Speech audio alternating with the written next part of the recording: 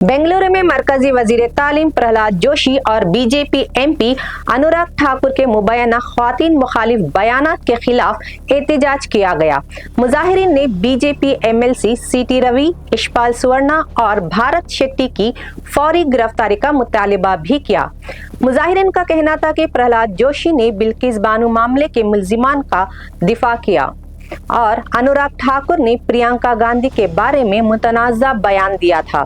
इन्होंने दोनों रहनुमाओं पर ख्वातीन की तौहीन करने और ख्वातीन मुखालिफ सोच रखने का इल्जाम लगाया। पार्लियामेंट में प्रियंका गांधी के सवाल करने पर प्रहलाद जोशी ने ये बयान देने से इनकार किया और उनके खिलाफ हद के इज्जत यानी डिफेमेशन का मुकदमा दायर करने की बात कही।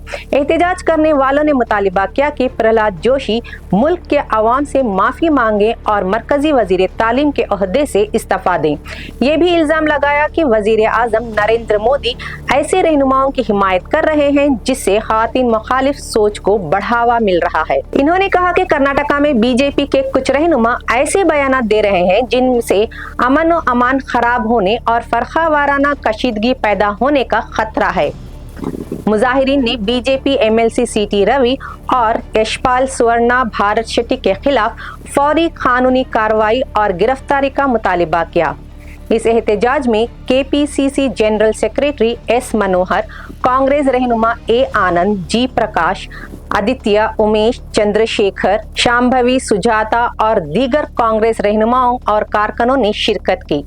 मजीद ताज़ा खबरों और अहम अपडेट्स के लिए जुड़े रहें डेली सालार उर्दू डिजिटल के साथ।